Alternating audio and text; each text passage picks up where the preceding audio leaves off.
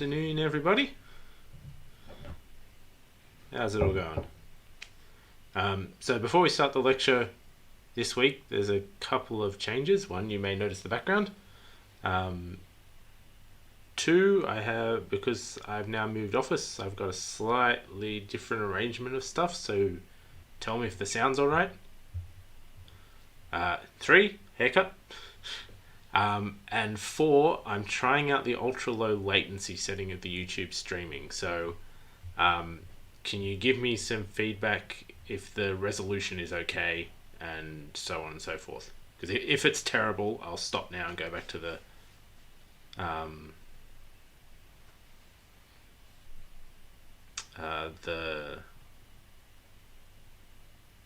low latency one rather than the ultra low latency one.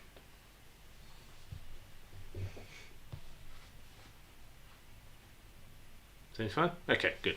So we'll try out the ultra low latency one this week, which will give it a slightly quicker feedback loop, hopefully.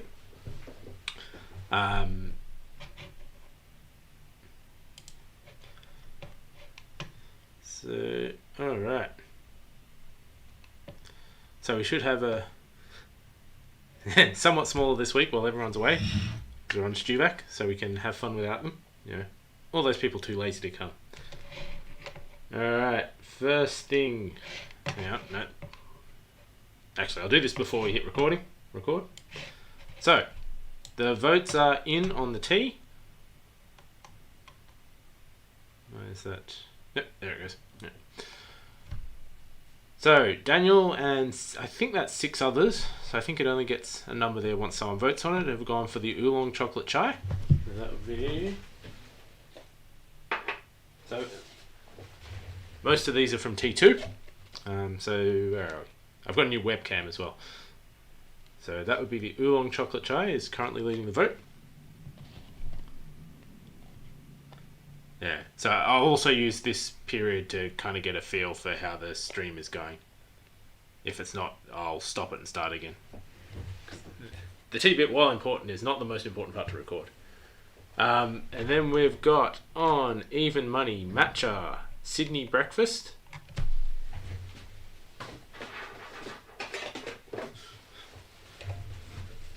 Fine now? Okay, cool. So we've got either Sydney breakfast or the matcha. Just as a side note, if you are into tea and after matcha, this one is quite good. You can get it from Matcha.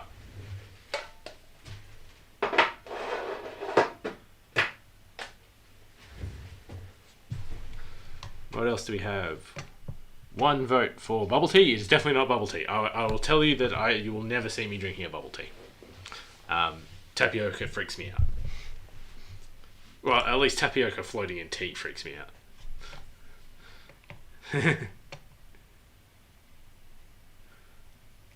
Arian has a complete enumeration there. Marissa has also gone for a vote for Sydney breakfast. Oh, I'm afraid you've all missed it. It was in the list. But this week I will be drinking T2's Japanese sencha.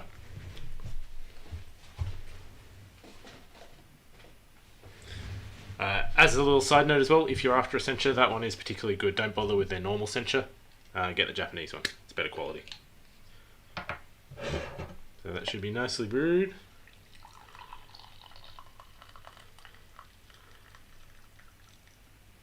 Rich, somewhat green, but also slightly disturbing colour. Don't think about it too hard.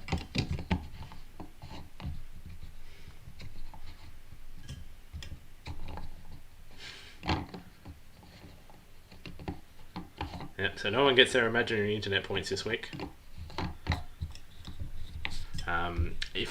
If you're lucky, I'll remember next week to put up the list again, and I should have some different tea then, because I'm going to bring in some from home.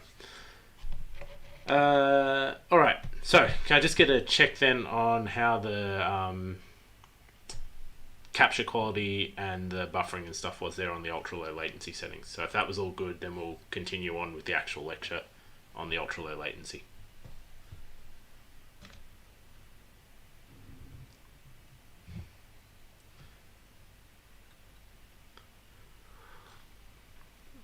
Actually, I can answer that question about the Japanese sencha versus the regular sencha. So the Japanese sencha has a grassier taste. So it's a bit lighter and a bit fresher. The normal sencha is a bit more woody. Probably, I don't know how they probably dried a bit longer maybe. But Japanese sencha is usually grown in the shade, which means the leaves don't get as dark, which means they're not as bitter.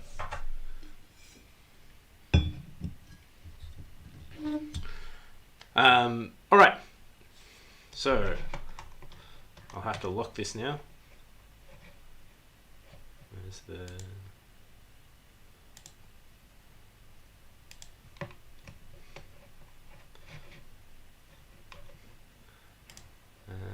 and I'll go back to the normal question thread. Put that over there. Okay, so if the stream's going good, which it seems to be, I'll start recording and we can talk about some programming. Alright, welcome everyone to our delayed week 6 / StuVac lecture for Programming Fundamentals 2021. Those who didn't bother to turn up to the live stream have of course missed out on the unveiling of the tea. So there's definitely value in turning up to the live stream. So just to recap, because we've had 2 weeks since the last lecture, and a week since most of you were in a lab. So obviously, I imagine the Friday labs are probably going to be a bit quiet as well for those who are turning up. But they're always the best ones to come to, because then you get the tutor all to yourself. So we're somewhere in the middle of... So we've done loops and if statements and arrays and things like that. And we're somewhere in the middle of just starting to get to grips with methods and sort of working on classes and objects. So what I want to try and focus on today, and we'll see what questions come in and stuff, and that'll help direct it. But what I want to try and focus on is a little bit of... So some of this you've seen before, but I want to reinforce it as well. A little bit of how objects and classes interact in a working program, what they mean, and start to reinforce what the static keyword means in particular. And I want to talk a little bit about object-oriented principles and how objects and classes then fit into that. And in between all of that, once you've got objects and classes, what do you do with variables and methods? I should say data members rather than variables, just to distinguish them, because they're the class and object level things that actually do all the work. So in a way, a class / object is just a box that contains some stuff. That stuff is the objects, is the methods and the data members, and they're the ones that are actually the kind of interesting thing. The class and hence the object just becomes a label around stuff and a way to carry things around together.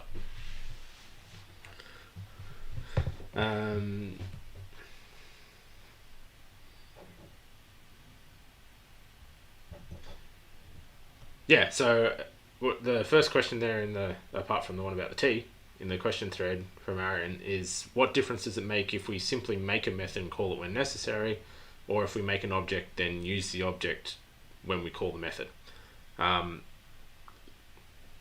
So hopefully we'll get at a bit of the answer to that today.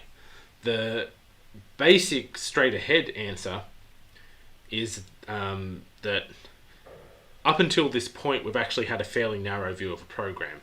Basically we've only seen single class programs. But as you build bigger ones, you don't just dump everything in one class. Right? That ruins the whole point of having classes. Again, this is something I want to talk about right now, effectively. So in a proper program, you have quite a number of classes. Hopefully not too many, but it can be, depending on how big the program is, hundreds of them. Probably not thousands, but it's not strictly speaking impossible depending on how big it is. So that's not objects, that's classes, as in in Java you typically write one class per file, so you've got hundreds to thousands of these separate files all defining something. And let me check that this workspace is public. Yeah. And the methods and data that are in that class are somehow meant to embody what that class is and what that class does. Right? So if you're in class A over here and you want to do something that has to do with class B, you probably want to write a method to do that job, but you don't write it in class A. Because that's not where it belongs. It doesn't have access to the data that it needs. It doesn't conceptually sit in the right spot, because you want it to, if someone gives you an object of type A, then you want it to act like an A, whatever that is. And if someone gives you an object of type B, you want it to act like a B, whatever that is. You don't want an A to have part of a B and part of a C and half of what an A should be and the rest of it is scattered around. It's essentially an organizational question, a conceptual organizational question.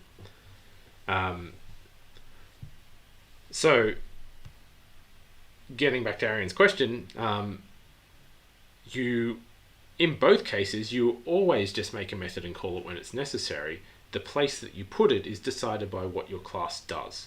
So it's not decided by it is decided by what you want to do in the method, but what you wanted to do in the method has something to do with some sort of data that's in the program or some sort of function of the program, and you put it in the place that it makes sense. Right? So you don't have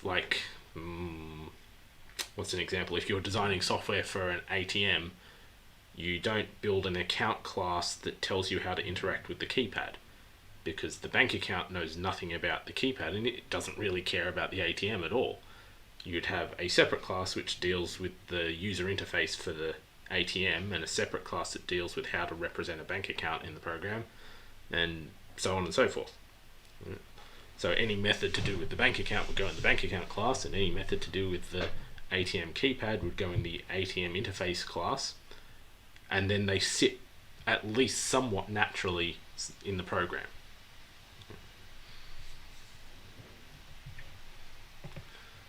Okay, so to help build up that idea, let's talk about, so this is something that I've talked about a little bit before, but it's a good thing to see repeatedly, because the more you see it, the more it kind of hopefully starts to make a bit of sense and sticks in your brain a little. And that's the way Java stores things in memory.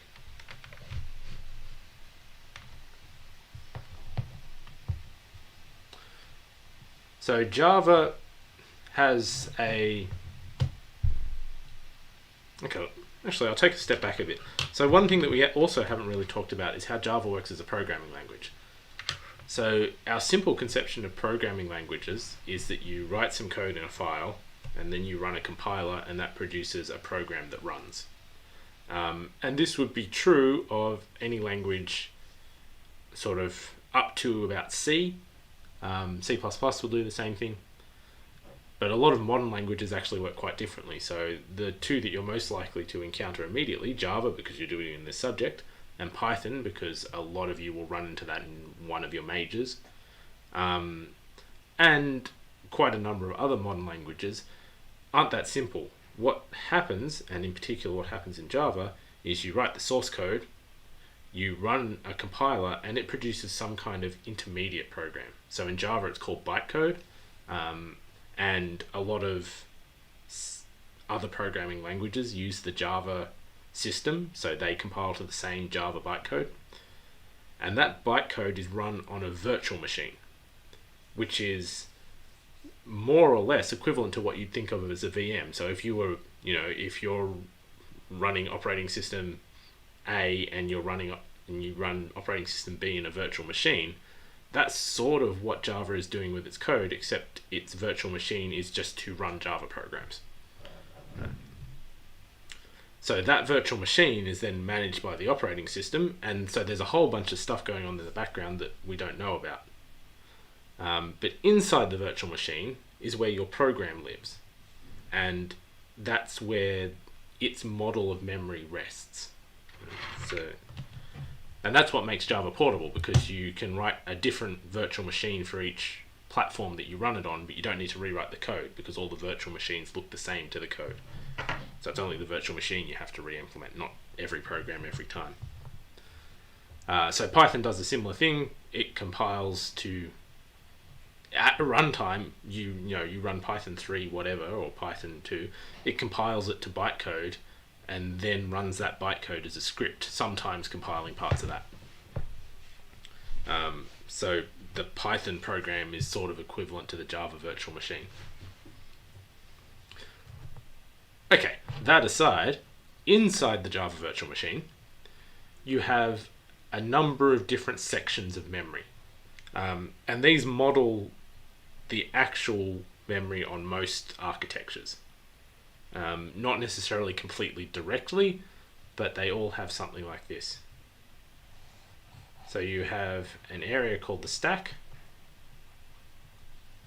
So the stack is where things called call frames go. So when you actually the stack keeps track of which piece of code is actually running right now and where you're up to, and it also usually keeps track of local variables for that piece of code.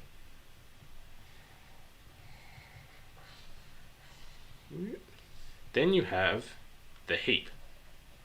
That is heap as in pile. So you've got a stack of stuff and a heap of stuff. The heap is where basically anything that is created with the new keyword goes. So in particular, that's where objects end up. Strictly speaking, the Java virtual machine does have the prerogative of saying, well, this particular object is actually not needed outside this method, so I'm actually going to allocate it on the stack.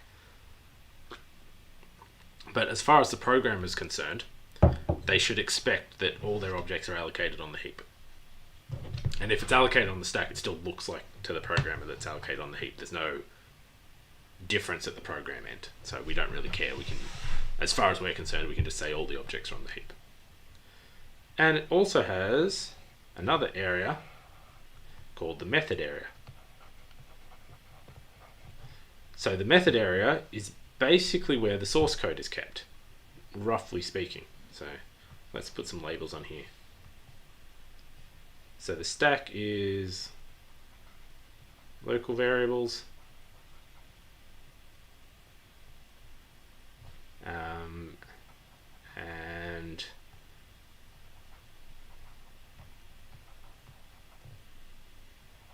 oops.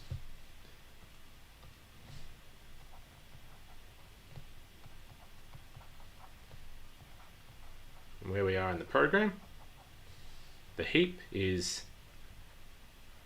objects. And remember, Java is an object-oriented programming language, so you expect there to be lots of objects. So even though this has one thing that goes here, that's actually the bulk of the memory usage. So another way of thinking of this is anything created with new. So I've seen the new keyword several times already, new scanner, new whatever. When we're creating arrays, we use the new keyword. So they all get allocated on the heap.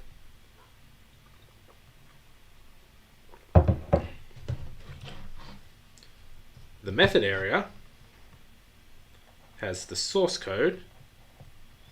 Strictly speaking, it actually has the bytecode, not the source code, but we're not going to draw a distinction there. The source code, and in particular, it has all the classes. So the class that you write, that piece of text in a text editor, corresponds to a thing called a class object. And that class object is in the method area. So it's an object that represents the class as compared to objects of the same type as the class which represent objects. And just leaving aside when you go into the Java libraries and you find the object class and the class object, the class and mess everything up. There is a couple of other bits, so I might fill this out just for completeness sake. One particular area is the what's called the native code area or the native memory.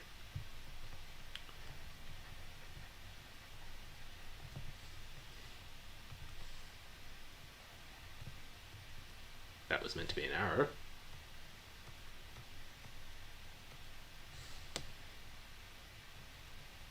This is direct in quotes because it's not actually direct.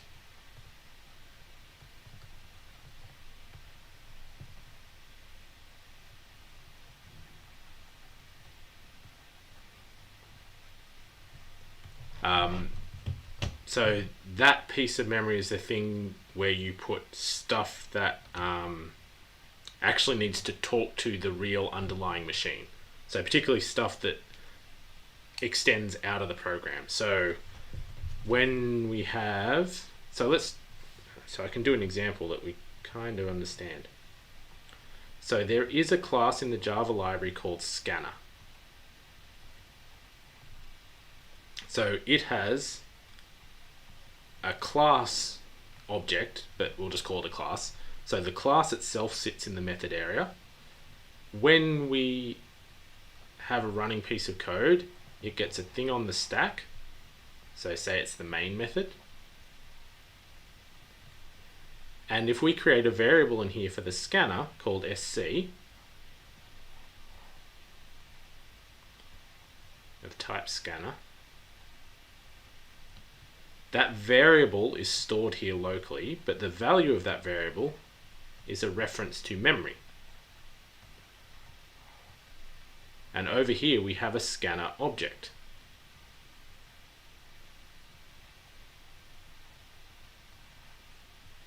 So I might label that the scanner class.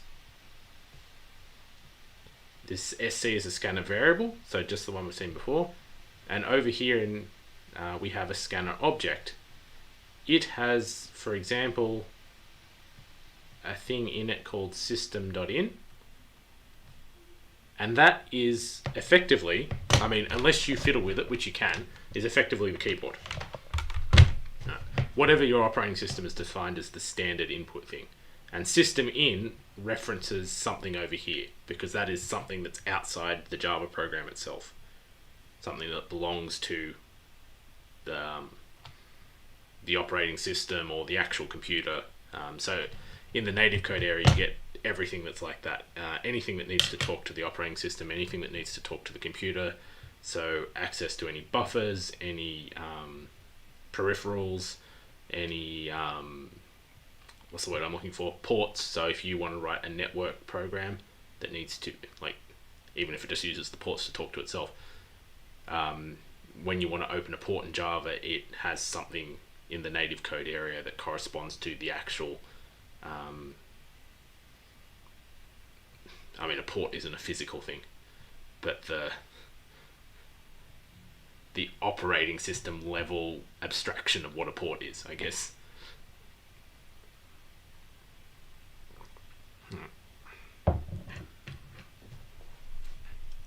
So, getting back on track a bit there, what we're interested in here is these three things here: the stack, the heap, and the method area. Particularly the heap and the method area, because what we want to talk about is classes and objects.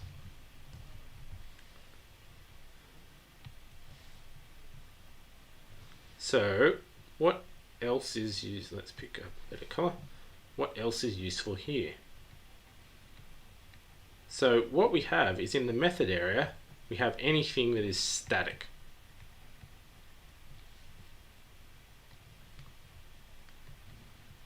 And if it's not static,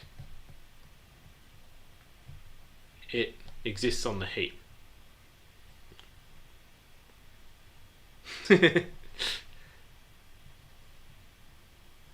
So up to now, when we've been writing things like public static void main string, yes, I know that doesn't say string, args, that piece of code exists down here in the method area. And this thing, when it runs, basically has a reference back to that, if that happens to be the main method that's running. So this tells Java that that should be accessible in the method area. Okay. If it didn't have that keyword, if it was just like private int foo, so not static, this thing is only accessible from up here.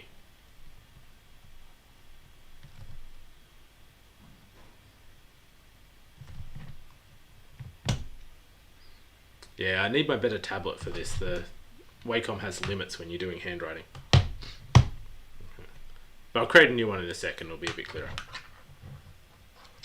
So this is how we, well, this is why we have objects and classes as a separate thing. So the class represents the template for an object, but it also collects together all the things that every instance of that object should share. So you have one class which tells you what an object should look like, but also has any information that is universally owned by all the objects of that type. And then a whole bunch of objects who use the class to say, well, what should I look like, but then have their own data.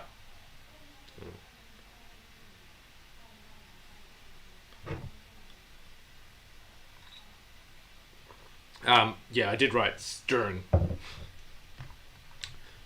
because I was running out of space. But the point there was the static part, not the rest of it. Okay. So now that we've got that, we kind of don't care about the stack too much at the moment, so I'm going to leave that off the picture. Well, I won't leave it off. I'll put it in grey. So it's still here, but we don't care. That's still here, but we don't care.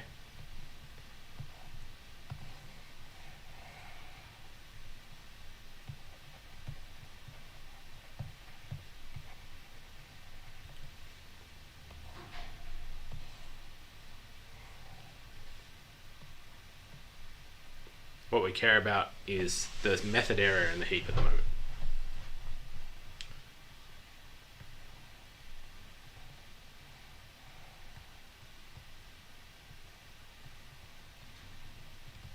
So in the method area, we have exactly one copy of the class.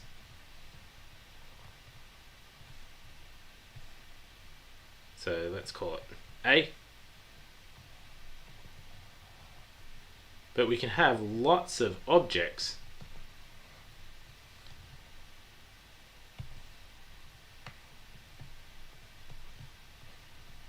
these are all objects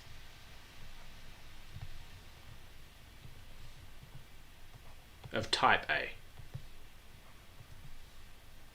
And effectively this thing saying it's of type A is a reference back to this. So all these little bits are all kind of tied in together. It's not like they're off floating by themselves. But all of these A objects up here in the heap all relate to this single class A thing that is in the method area.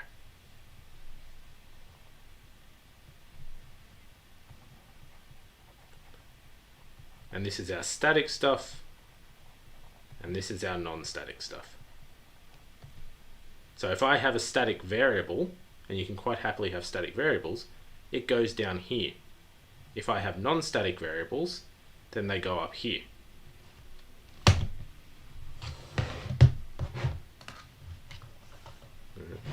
So let's actually make one and then talk about what that means.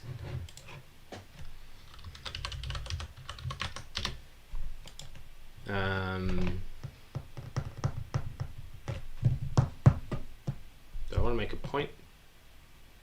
What can I do with that that's static? I'll think of something static for this anyway. Again, this workspace is public access. It's linked in the lecture, so I recommend jumping into the workspace rather than watching it through YouTube.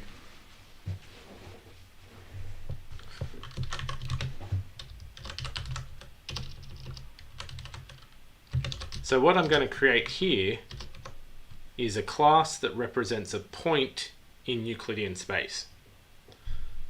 So just a 2D point, xy.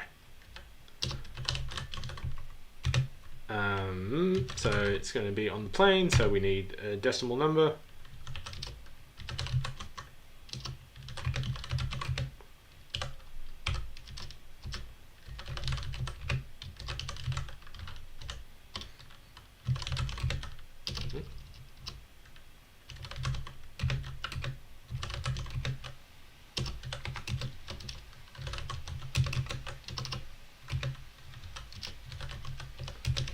So a constructor to create it. So we're kind of dancing backwards and forwards over this topic area at the moment anyway.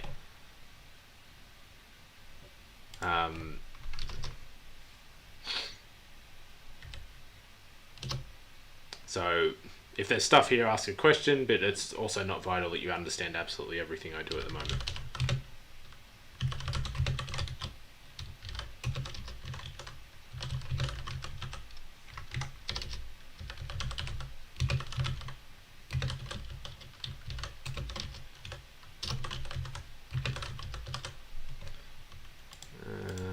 So seeing as I'm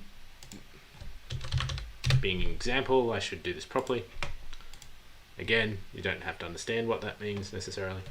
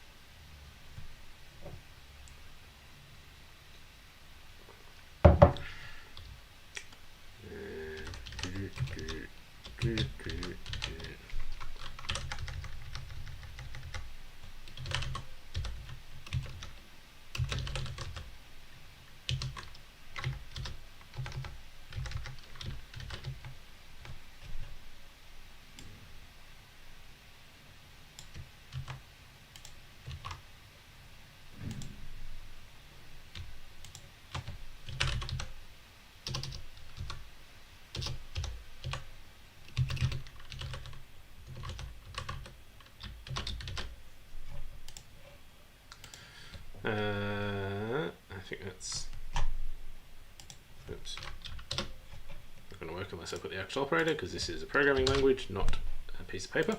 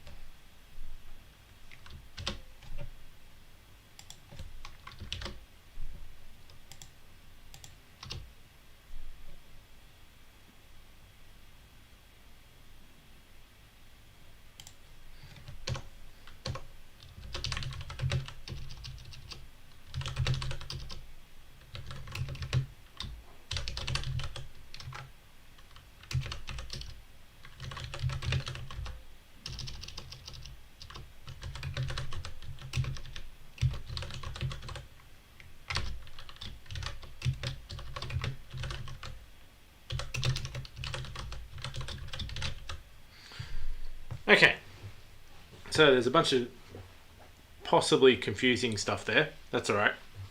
So I'll explain a bit of it, of course. I just wanted to get it out before, rather than talking in the middle of the coding. So I've created a class called point. So we're only just starting to touch on classes, of course. What I'm more concerned about is methods, but methods only really make sense in context of classes and objects. So it's a bit hard to talk about them without talking about classes and objects and get any kind of useful understanding. So this class has two data members, or it defines two data members, just X and Y. They're just decimal numbers, so I've used double. They're private because I don't want things outside to access it. Final just means once they're initialized the first time, you can't change it. Doesn't really matter for this particular thing there. It's just better to always code well than be sloppy and run into trouble later. This thing here is a constructor.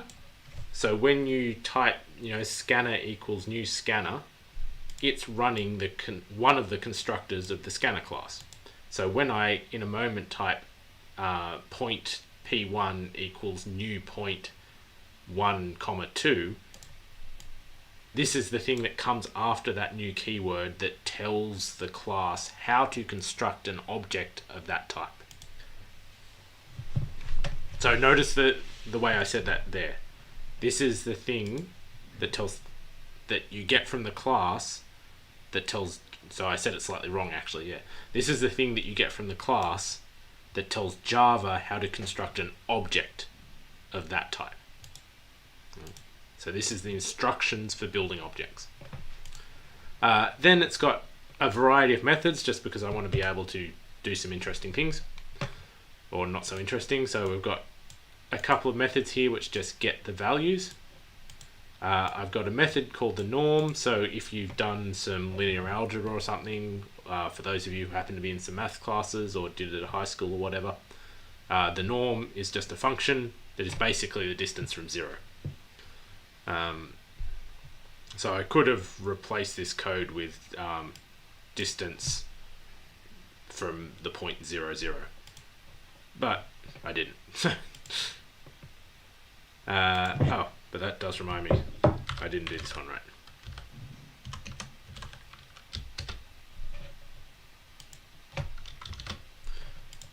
And then the distance method, so this is one that I think is going to be confusing, but confusing in a useful and interesting way. This is a method that takes another point as a parameter. Then I've got two methods here that are just for convenience.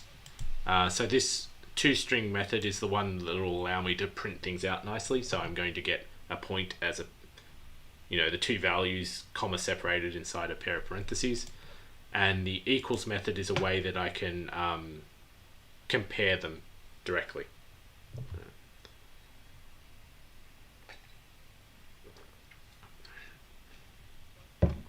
So this is where so let me write another piece of code and then I'll get back to some of the questions in the question thread and some of the stuff that's going on here.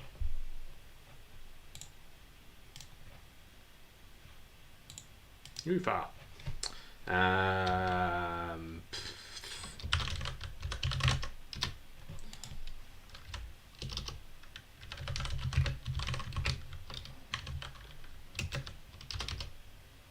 So I just want something to write a main method in.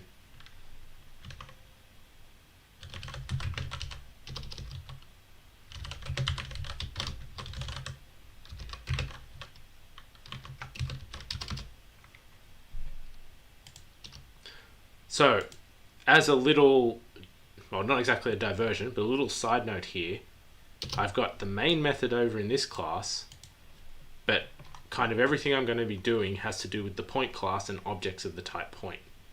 This is not strictly our first step because we've actually been using this all along, but this is kind of the first point where I'm going to explicitly identify that we're doing object-oriented programming here. So the point class inside the program embodies what it means for something to be a point. So in this case, a point in Euclidean space. The point class is not the thing that runs the program. It's a thing that represents a collection of data and the methods for accessing that data. It's not the thing that you run. Right? It just isn't. So in your program, normally you'll have some kind of application class. Here I've just called it main. You might call it runner if you don't really care too much. In a bigger program, it'll be the name of the program, whatever that is.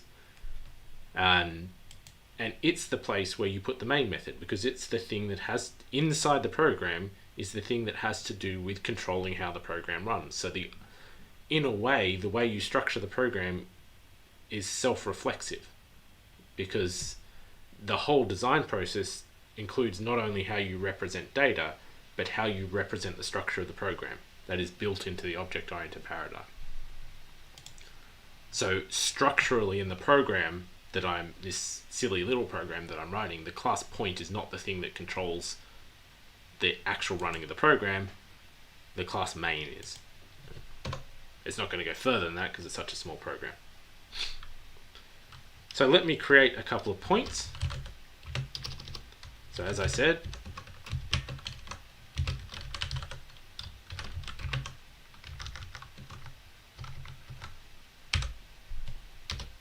this thing here is a call to that constructor, so a constructor is actually just a method. It's just a special type of method.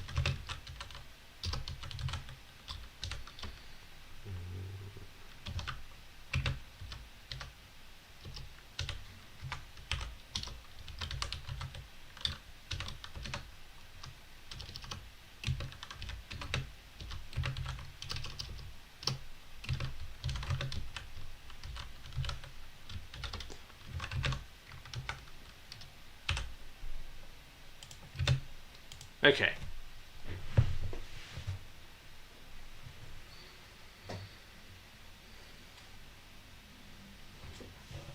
Oh, yeah, that's a good idea. Thanks, Peter.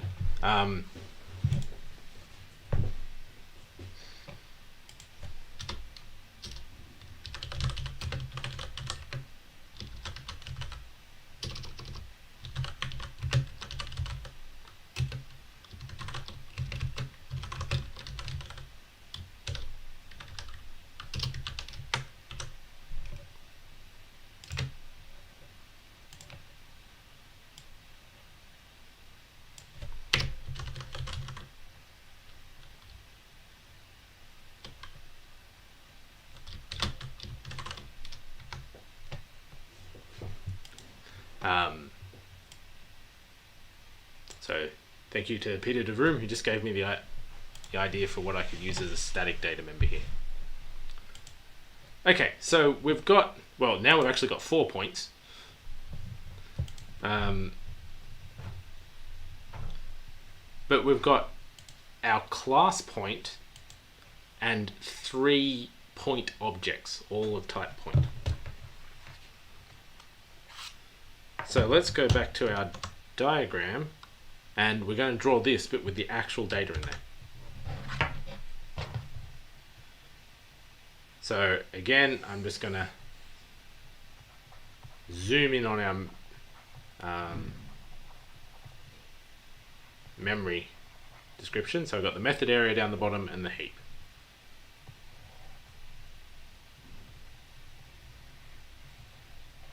So hopefully that's enough room. So we've got our class point, and in it, so now that we've got a static data member, oops, where are we? That one. This thing here is static. So it is stored, or effectively stored, in the method area. I've lost my workspace. No, I don't want that one. I want you. So this has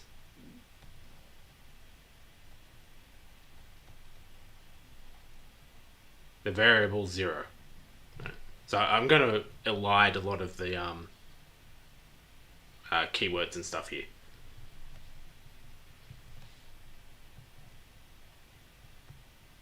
I'll put some notes in another color just to clear things up. So 0 is static, so it ends up in the method area. Up here, I've got P1. Well, shall we go? No, let's go the whole hog. We might as well do it full if we can.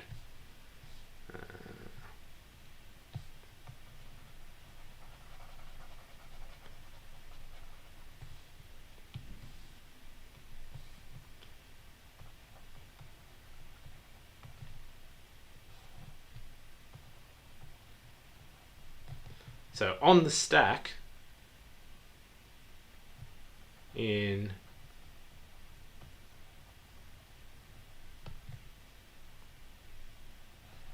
main.main, we have P1,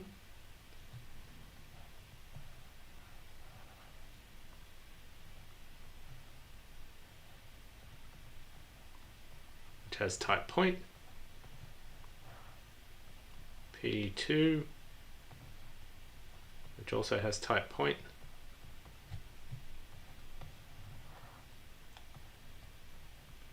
and P3, which also has type point. Then over here, I have 3 objects. So notice the distinction here also between the variables P1 to P3 and the objects that they're actually referencing. Yeah, I just made a vector2 class basically.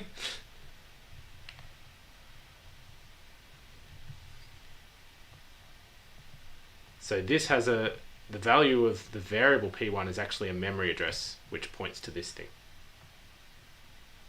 The value of P2 is a memory address which points to this thing, and the value of P3 is a memory address which points to this one. Okay. So each of these objects also has a type. So in Java, variables have a type and objects have a type. And those types, of course, have to be compatible. In this subject, we're almost always going to see the variable and the object having exactly the same type. But when you get further along in Java, that doesn't have to be true. They just have to be compatible.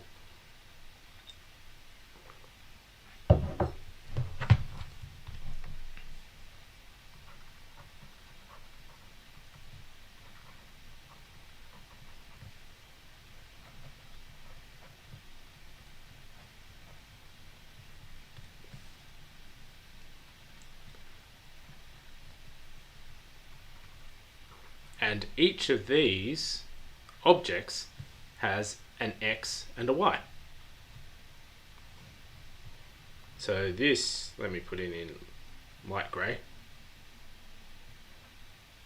This type thing is effectively a reference back to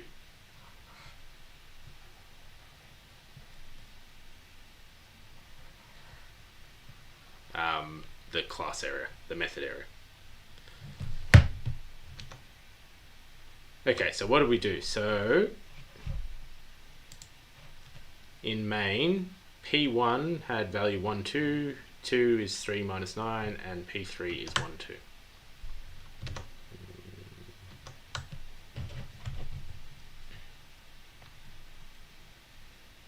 So I suppose, okay, I'll do P1 properly, and then I'll be quick with the other two.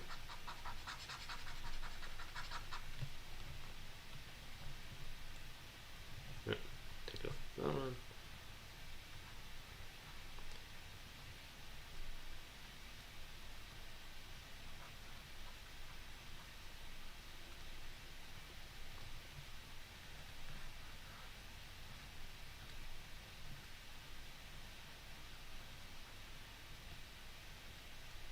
So inside those objects are stored two other variables. Oh, my head is in the way. Let me move my head down here. Okay. Inside the object that variable P1 references is stored two other variables, X and Y. One is both doubles.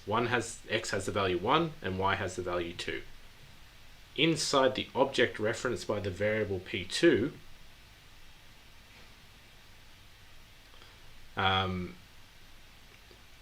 it has its own X and Y. So the distinction I'm trying to draw here is the difference between 0, which is shared by the class and hence by all the objects, and the X and Y, where each object has its own copy of that. So I won't draw the full little box here. But in P2, or the object referenced by the variable P2, X has the value 3 and Y has the value -9. But this doesn't interfere with P1's X and Y.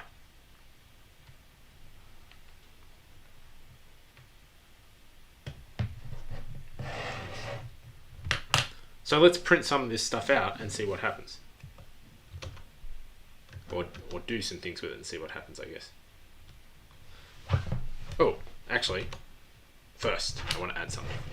So I've left something out here, right? So there's a whole other thing over here, which is the main class. And it's got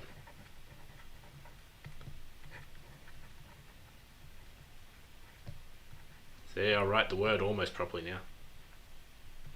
It's got the main method. So this method call here refers back to this thingy down here. So this is kind of how all these things tie together in memory. It's like bits of information are stored in different spots depending on what they're doing, but they can all, with constraints, talk to each other.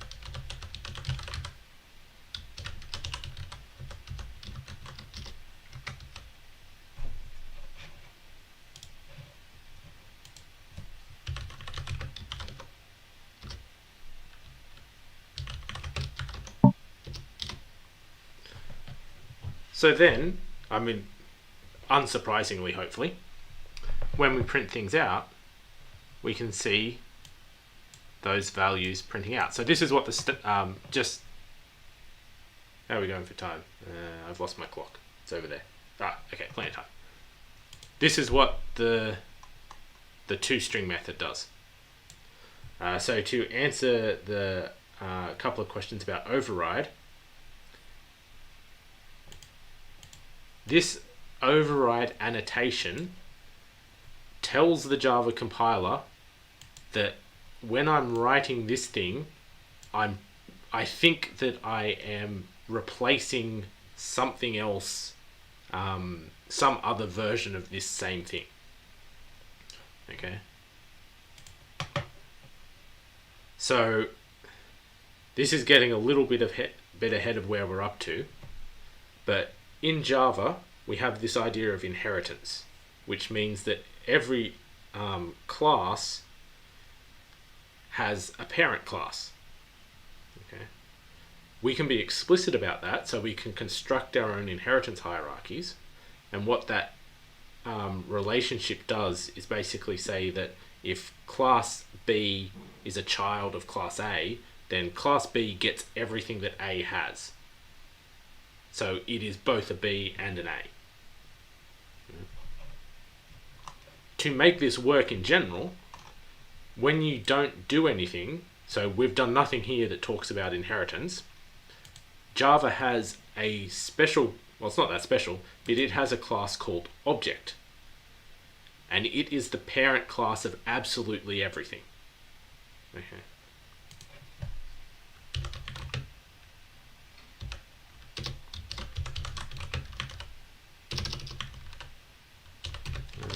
So I think we're using Java 13 in here. Doesn't matter, object hasn't really changed since Java 8 at all. And even if you read the ones before, it does the same job. Yeah, so you can see here, let me zoom in to make it nice and clear on the thing. The class object is the root of the class hierarchy. So every class in Java is a subclass of object, either directly, so when you don't specify anything else, it's directly.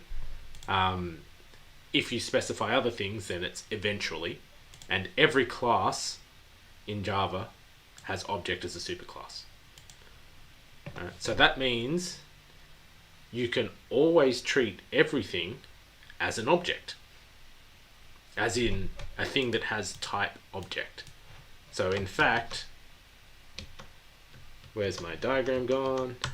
When I say these things have type point, what is actually happening is that these have base type point and hence type object, because object is the direct parent of point. So these objects also have type object. This is one of those things where you start using the word object and class to mean different things depending on the capitalization. So there is an object class, which means all objects and all classes have type object. There is a class, and there is a class. For every class, there is a class object. So basically, every arrangement has meaning, but it turns into a horrible mess. But in a way, where was I? So I don't need that bit anymore. Oh, actually, I do want that back. So this is the thing that allows Java to treat things kind of the same. So it knows that in the worst case, it can always treat everything you've got as an object. So it always has everything you create in Java except the 8 primitive types can all do these things because they are all eventually objects.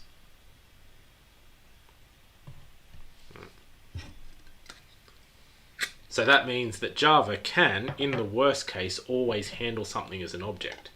You might lose visible functionality, so it's still there, it's just that you don't know it's there because you're treating it as an object. But you can at least move it around and do stuff with it.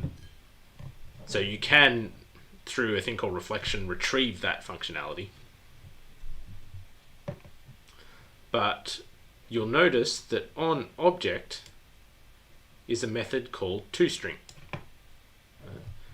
And it is the method that allows Java to print things out.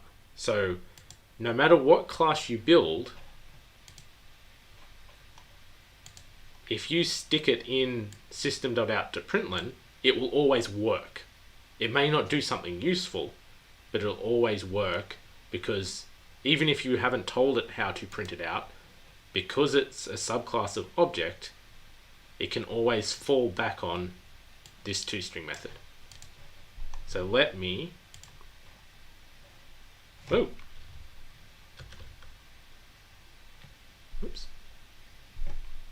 No, not Helen. Where did that go? I think I accidentally detached the tab there by leaning on it too much.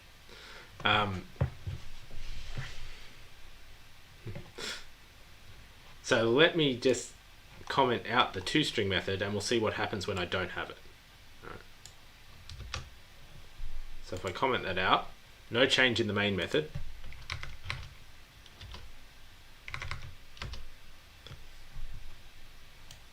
This is the result of calling object.toString using a thing that's a point.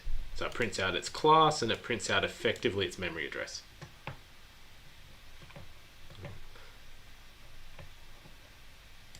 But of course, I don't want to do that. I've got a point, I know how it should look when I print it out as a string. So what I'm doing here is saying, hey, in the case of a point class, when you know it's a point, use this one instead. And that's what the override annotation means. It says, I think this thing replaces a previous one. So that was a long way around to say that this basically says I replace a previous one, but we need to know what a previous one means. Note that it is not actually necessary if everything is working. So I can remove the override annotation here, and it all still works fine. Where override is useful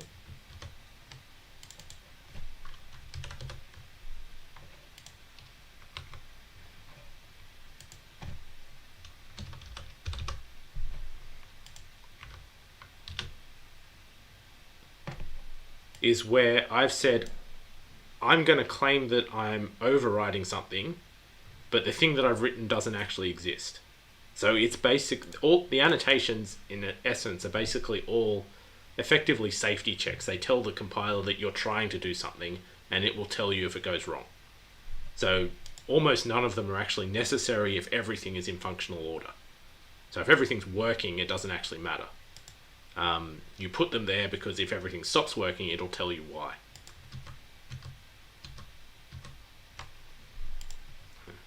So similarly, this equals method, where is it? You'll see object has an equals method. And I'm saying that, well, if you give me an object and a point, I can tell you in a better way whether they're equal or not, as compared to just this boring one which just assumes that it's an object.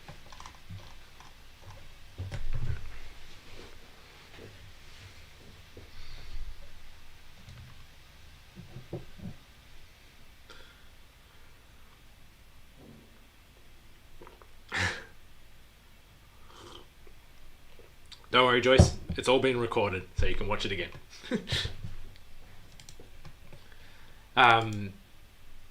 Okay, so now I've got some objects, I've got a class, I've got some static stuff, I've got some methods, and we can see, so let me just clear this and print out the neat working thing you get.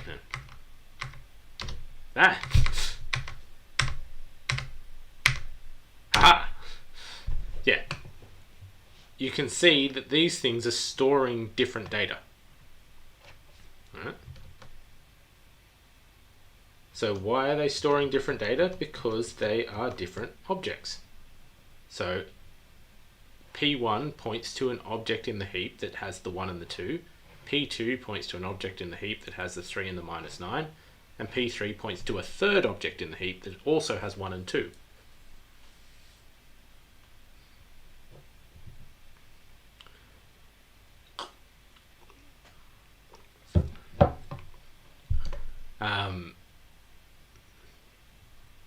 This 0, 1 is sitting down in the method area. So let me show you what happens there. So I will get some complaints here.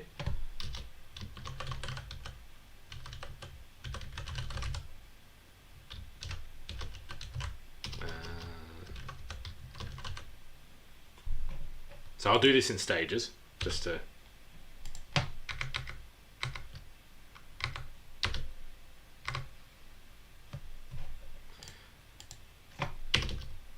show you some typos.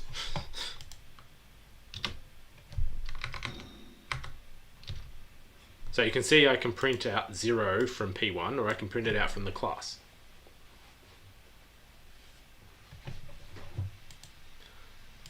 So this bit here alone is interesting. This is really, like, if you already understand this, this is the thing that tells you that something different is happening with the static stuff here. Because I'm trying to get these values, I need an object for them. This one, I don't need an object at all. I can just say, hey, class, give me that thing. Whoops, wrong thing. Because that 0 variable is stored down here in the method area. So it gets created as soon as the program is run. Right? It doesn't have to wait until it reaches, this line of code or this line of code or anything like that. The first thing that happens when you run a program is not actually that the main method runs, it's that this method area gets filled out. And that includes maybe running some code.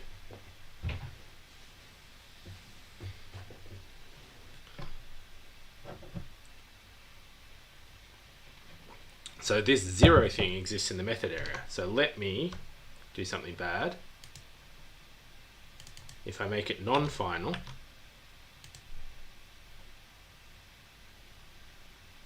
so I can see you can print it out from there. That's all right.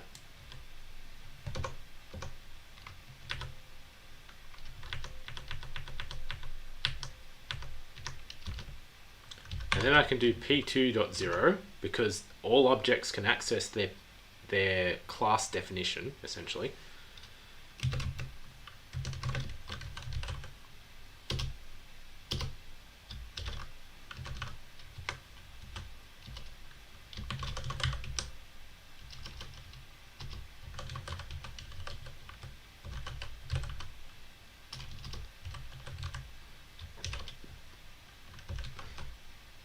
Well, let's go crazy and print it out from P3.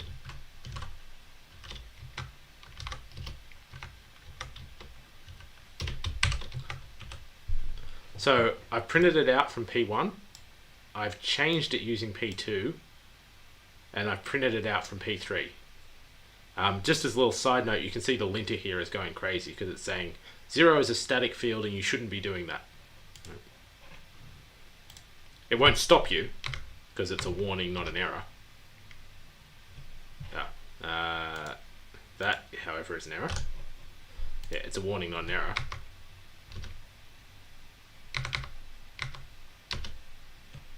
So now when I run it, you can see I print it out from P1, I change it in P2, and then print it out from P3, and it's changed. It is that one variable that is shared by all the objects and the class itself. So I should be doing this, so get rid of those. But again,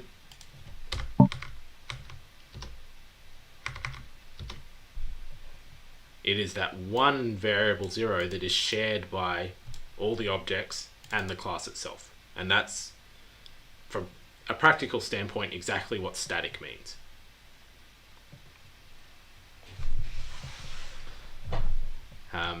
So now we've just moved the 0 of the universe 3 up and 3 to the right. So everything should have felt a bit wobbly there for a moment.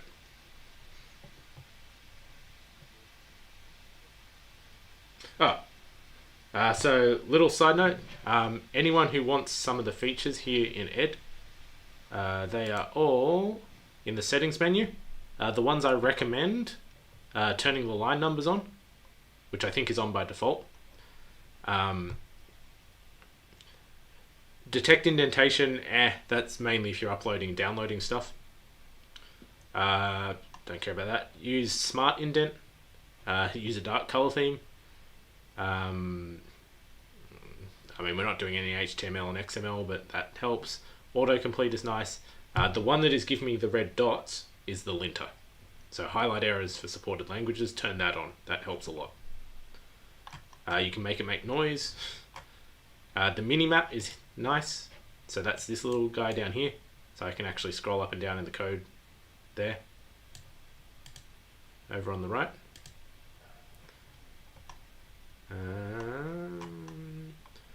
Code folding is handy. So code folding is, you can see just next to the numbers here. When I've got a complete section, I can compact that down.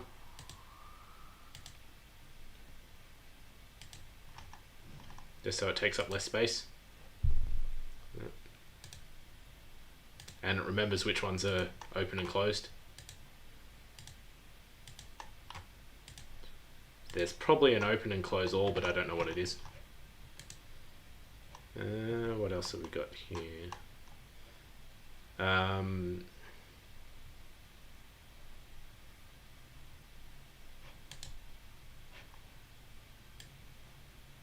I've forgotten what the overflow ruler does. I know what it says it does there, but I don't think I've ever seen that practical. Highlight occurrences is handy. So if I click on like this, you can see all the places that it turns up. Match brackets is really useful, and indent guides is really useful. So if I select one of these brackets, you can see it highlights its matching one up here. So if I select the one on line 39, it highlights the one on 34, or vice versa. And the indent guide is this vertical line. So it's pretty handy for telling you where it thinks you are in a method, or in anything enclosed by braces, essentially, in Java. It says you should, like, you think you're writing in a method, but you're actually writing at the class level or something like that. It can give you a bit of a hint as to where you are and help you structure the code a bit. But yeah, go through this little menu up here and turn stuff on and see what you like.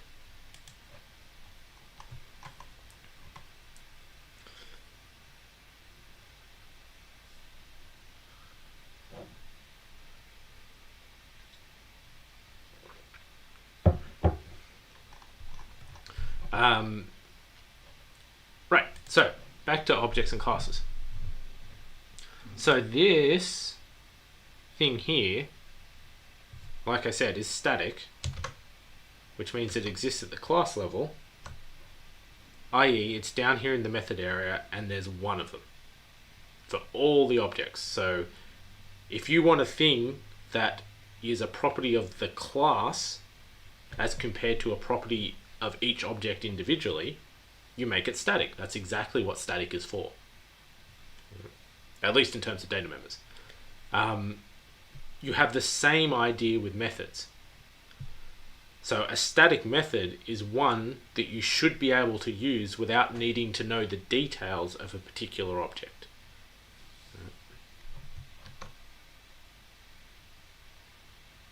So I could make one, so it's pretty contrived here. So I'm going to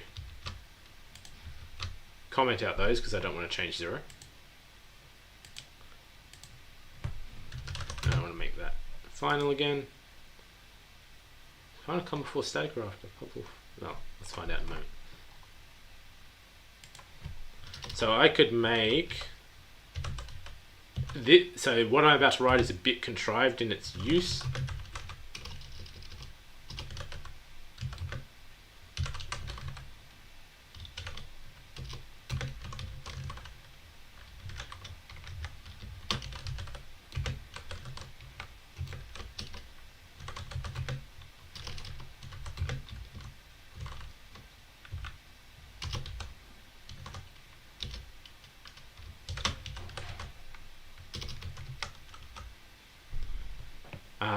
But say it was really useful to me to be able to check whether things are 0 without having to create another object to do it. So I don't want to, I've got this static object variable here 0, and I want to compare things to 0. So I can make a method to do that for me. So this method can be called from the class.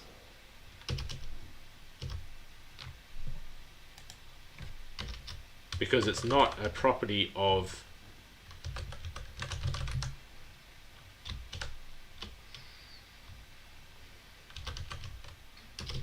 a particular point. Even though I'm giving it a particular point, which kind of messes with what I'm trying to say here. But so P1 is not 0, but this code here doesn't require the details of any particular, of an actual point to figure it out. Let's make a better one. Is 0.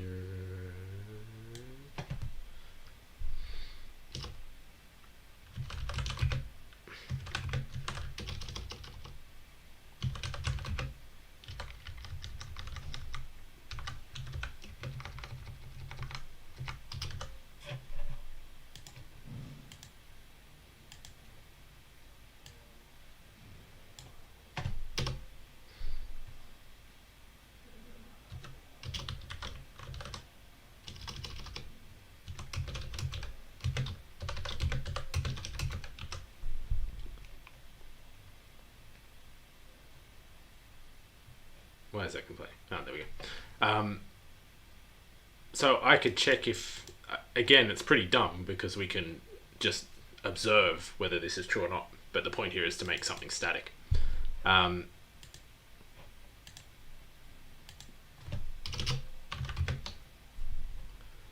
I can give it two numbers and ask whether that is the 0 point without having to actually create any objects of type point. Right? Because it doesn't depend on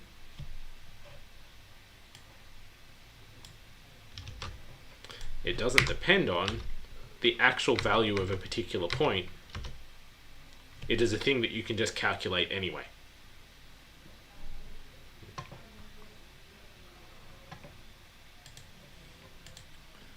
So this method, if we go back to our diagram,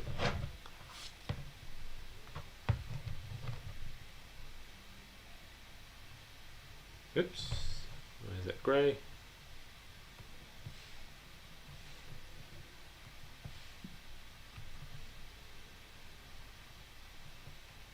Is it also accessible down here? Now let's give it the full signature.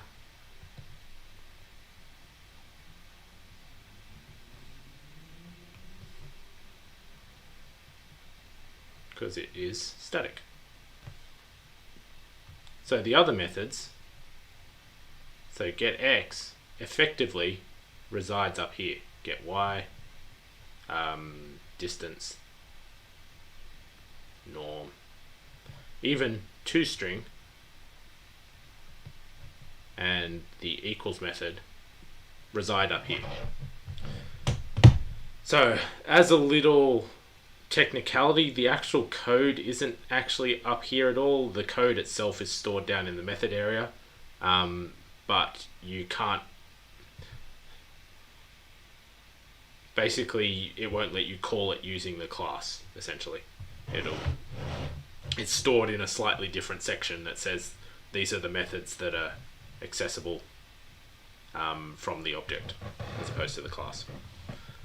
But effectively, if all we really care about is what static means, these things are non-static, so they exist up here, and so all three of these have access to these methods. These two are static, so they exist down here.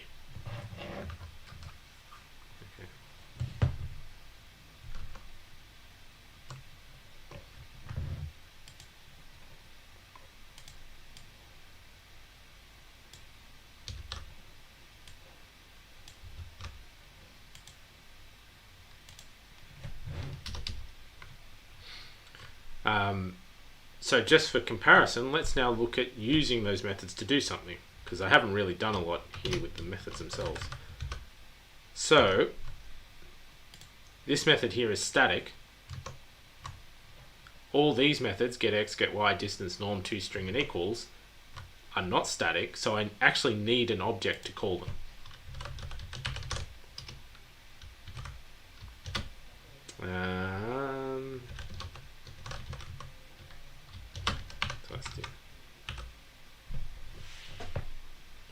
So why do I need an object to call them? Well, the actual functioning of those methods relies on the values x and y. All of these, even the toString and the equals, relies on actually getting these values.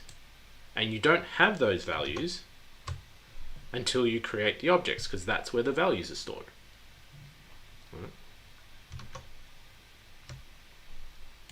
So if you've got non-static data, i.e. data that is stored in objects, your methods also have to be non-static if they want to access that data from the object.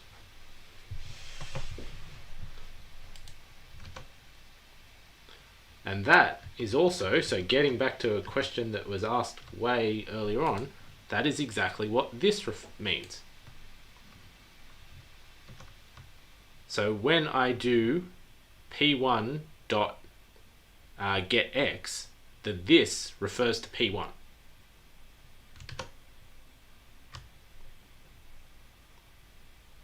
So effectively, whatever, so this is not exactly what literally happens, but this pointer gets replaced with the value that the P1 variable has. Actually, that's pretty much exactly what happens.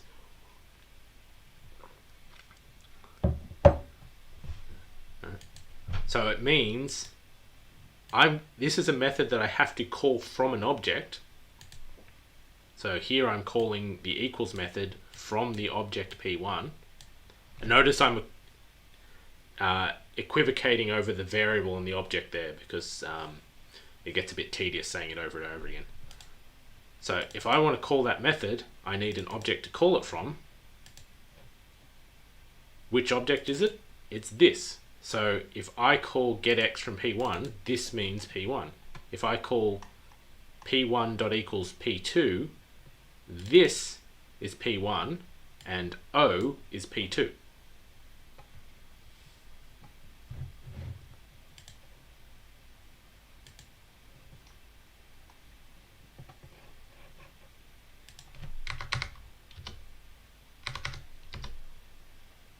There you go. And P1 is not equal to P2, as we would expect.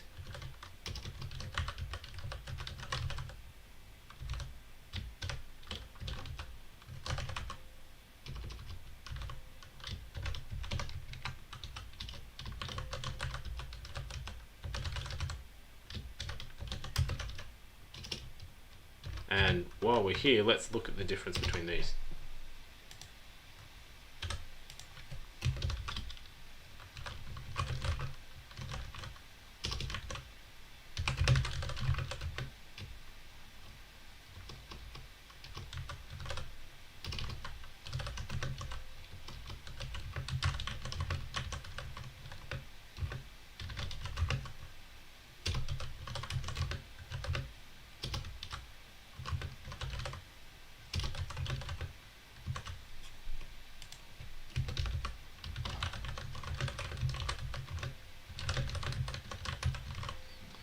So bringing us further background, like this whole thing is just a big spiral that keeps tightening in on itself.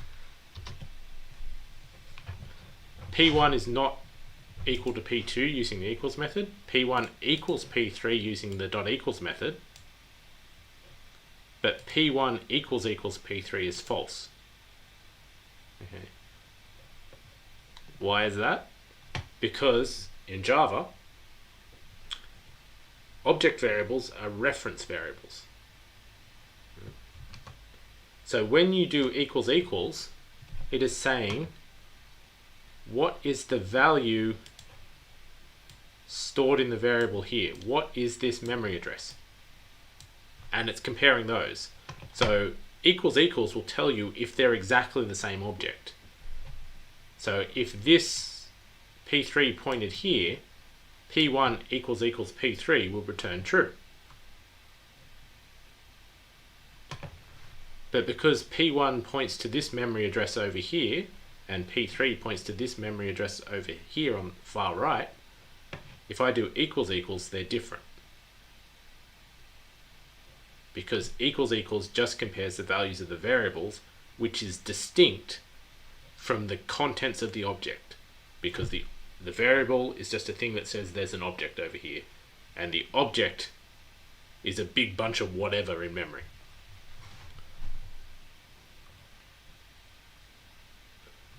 So have we run into it in, I can't remember whether this happened in Programming 1 or Programming Fundamentals. If you want to compare two strings, you immediately run into this problem because strings are object variables. Right? So if you've got string S1 and string S2 and you do S1 equals S2, it's almost always going to return false. There are some little tricks that they do with string to basically interning values. So sometimes you'll get true and it'll look like it works the way you would naively expect it to. But what you should actually do is S1 dot equals S2, because you want to compare the stuff inside the object over here, not the value of the variable.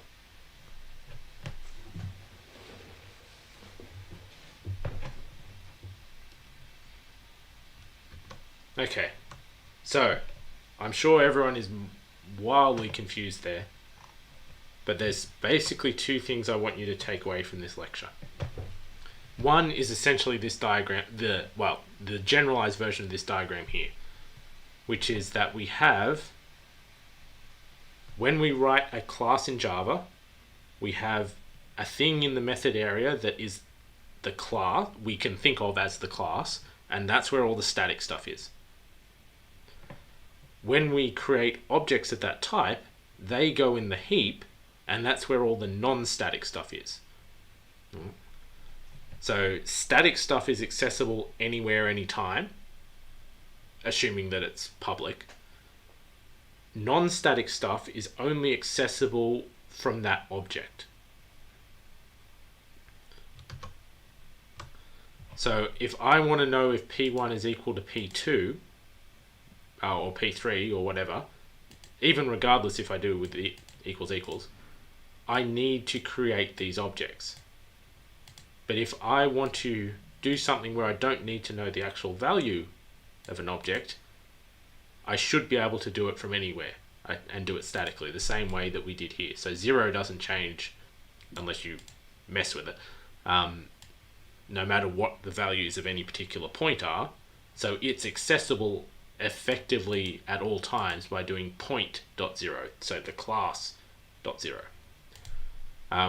Whereas the x and y values of all of these are only accessible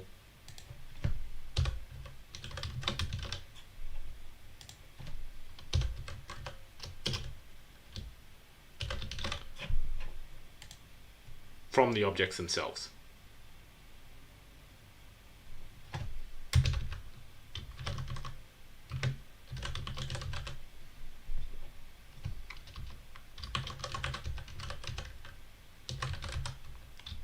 So the point class, for example,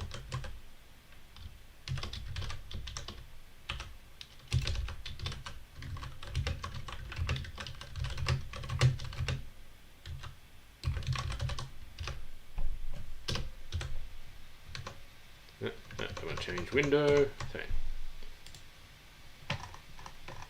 the x variable is not static, so it only exists once you create an object. So you can see the lint here is always going crazy. Cannot make static reference to a non-static method. Get x. So the point class doesn't have any idea about the value of the x variable because it doesn't have any yet. Right? This is a thing that exists on the object, not on the class. This is a thing that exists on the class, not the object, because again, it is static.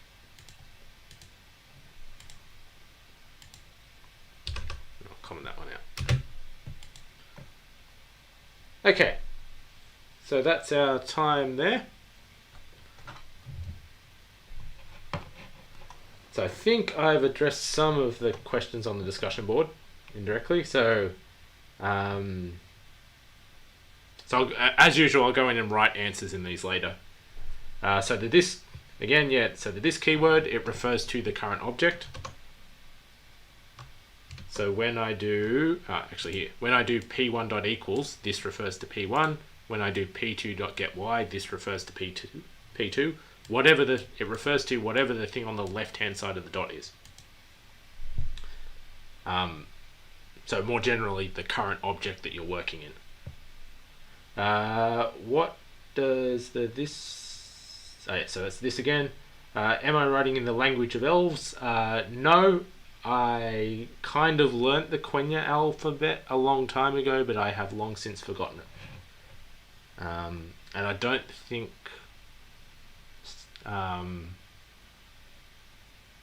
actually, Unicode has got Quenya in it, so you could probably write Java in Quenya.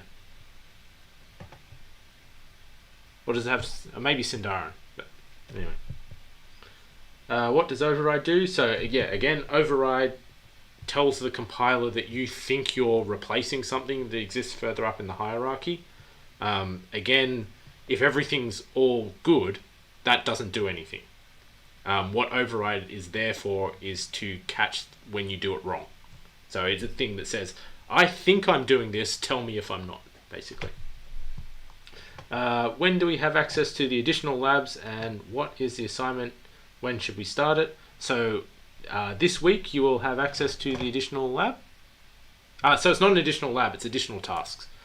So let's go look at one now because it is ready, and I think it may even be public. Oh, no.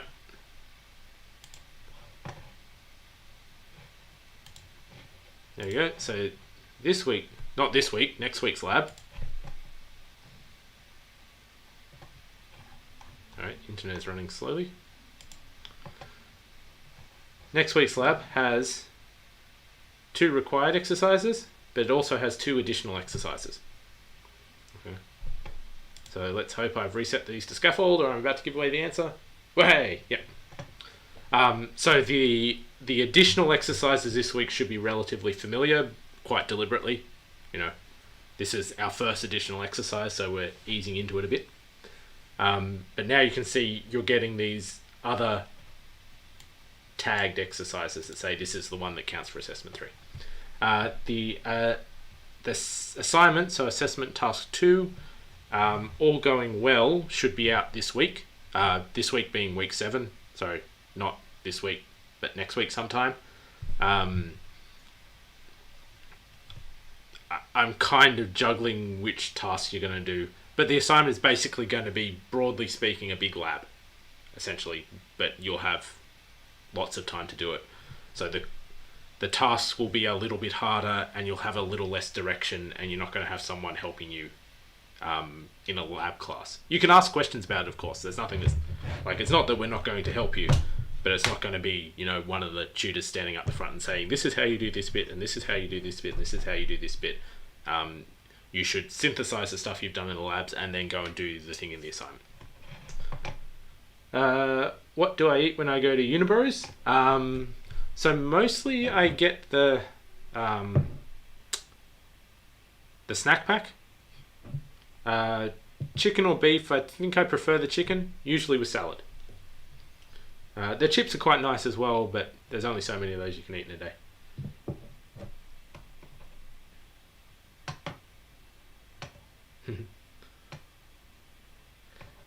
All of what we learned today is a bit difficult to digest. Yes, absolutely. This is, so I don't know if I've said this on the lectures, but I'll record it right now. The point that you're up to in learning to program is one of the really tricky points of object-oriented programming.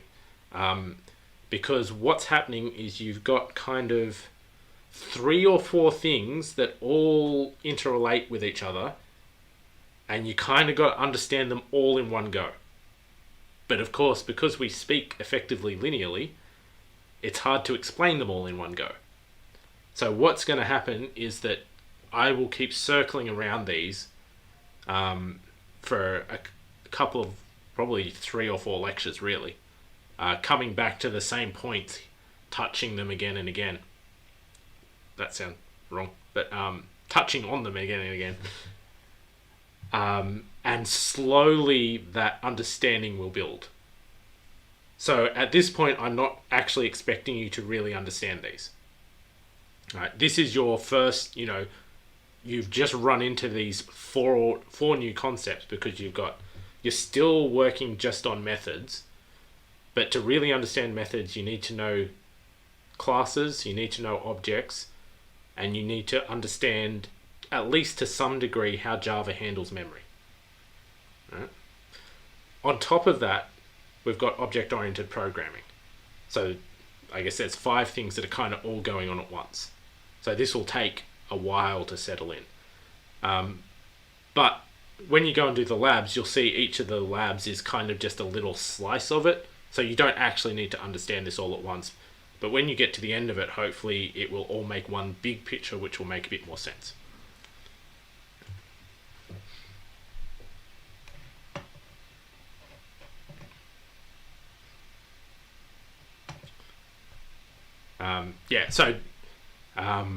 This is a hard, it's always a hard thing being comfortable with not understanding something, but kind of roll with it for the moment. It'll take a little while. That's okay. That's absolutely normal. I know very few people who got this instantly. In fact, I'm sort of covering my bases there. I don't think anyone has ever gotten this instantly.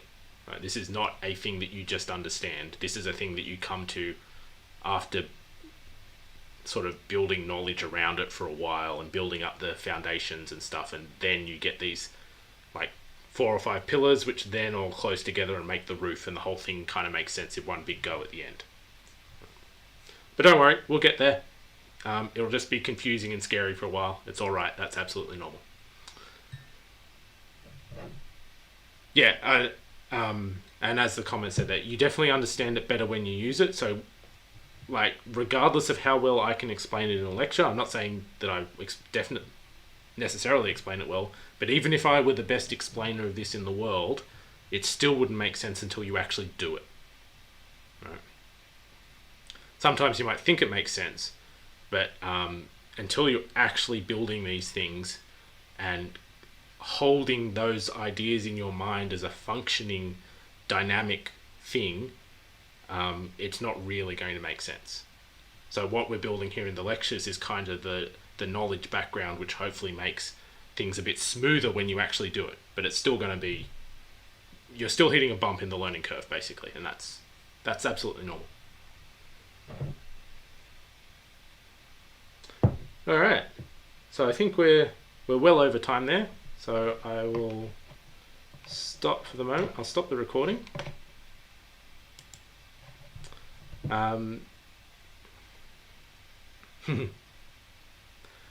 So actually I should have recorded this as well.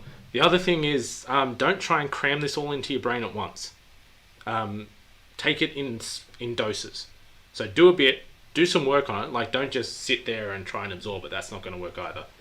But don't try and cram it all in one go. Do a bit. When you get a little bit of understanding and go, oh, that kind of makes sense, step away from it for a bit. Take a break. Let that build in your unconscious mind. That rest period is really important to building the understanding. So, for example, probably, this is one of the things that doesn't work in the lecture format, right? Because we've got a block of time and I've got things that I have to get through because that needs to be there for you to use. Yeah, so as Mikey said and as I was about to say, come back to this lecture and watch it in sections. And watch a bit of it and think about it. And when you're kind of okay with that, move on to the next bit. So hopefully I've kind of chopped that up into reasonable amounts, reasonably sensible sections. But it is all kind of intertwined, so it is tricky. I try, but yeah. But yeah, do it in little bits. Do it one at a time, and don't freak out that you don't just instantly grab it all in one go, because that ain't going to happen.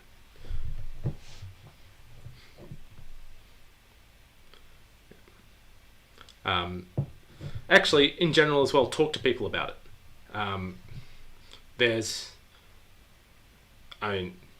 It's well supported neurologically, but trying to formulate questions about something that you don't understand is an important way of building understanding of something. And even further than that, trying to explain something to someone else is a really important way of understanding something.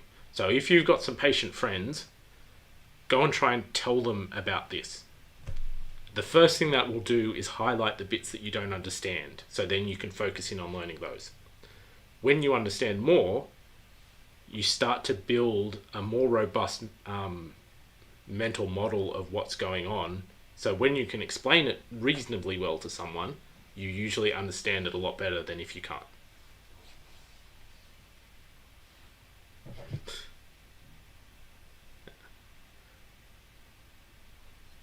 But oh no, I can't put that in there.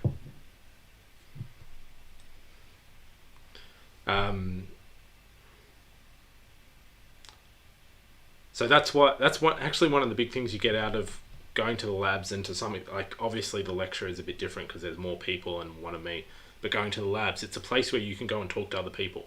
That's really, really important for learning, both your cohort and your tutor.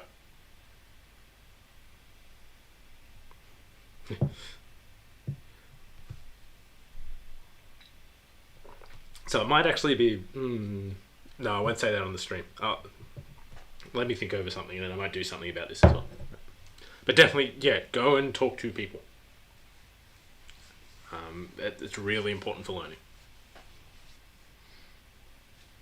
Okay, so I think we'll leave that there, seeing as we're now nearly 15 minutes over. And it's a Friday evening, so for those who don't have a lab, it's time to go and, I don't know, stream something, or I don't know what the fun, exciting game is now. But, we'll go play Stardew Valley and relax. Yep, so, as usual, thank you Raid Shadow Legends for sponsoring this, and T2 for providing the tea. And Matchiyar, I guess.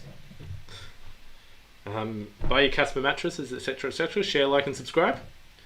Oh, I haven't checked what the subscribers are up to.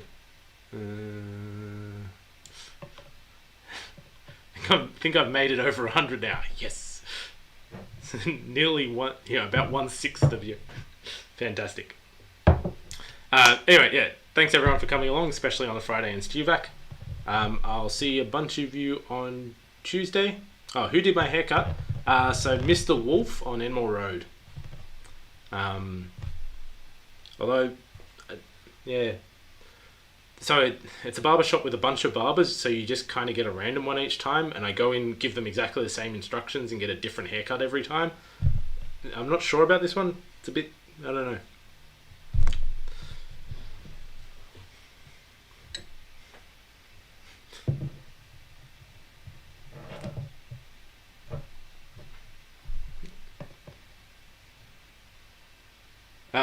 What can I do to understand this a bit more? Practice it. It's a boring answer, but it is the most absolutely practical one. Is do it over and over again. Practice it and practice it and practice it and practice it. Obviously, you've got limited times in the lab, but find time. Like if you're not understanding it, find time to reset all your labs and do them again. Find other examples. Get a textbook with examples in it. Use Codecademy or HackerRank or whatever you feel like, but practice it again and again. That's really how it happens. There's no, it's the old, there's no royal road to learning kind of thing. You learn by doing it.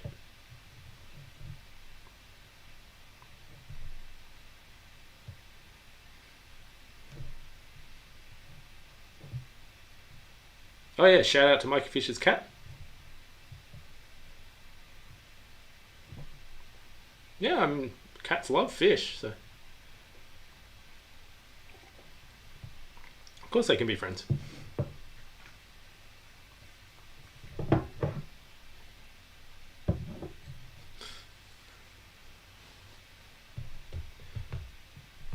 Okay.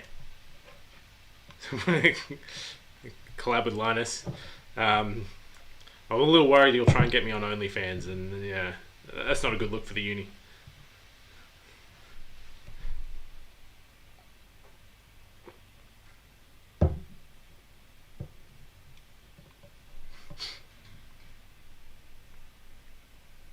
I could try putting this up on Floatplane, but it seems a bit mean to ask people to pay more.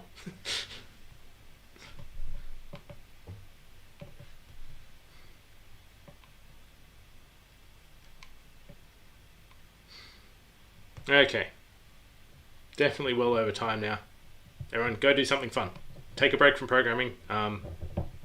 Enjoy the weekend. I'll see a bunch of you on Tuesday, and the rest of you next Friday. Bye.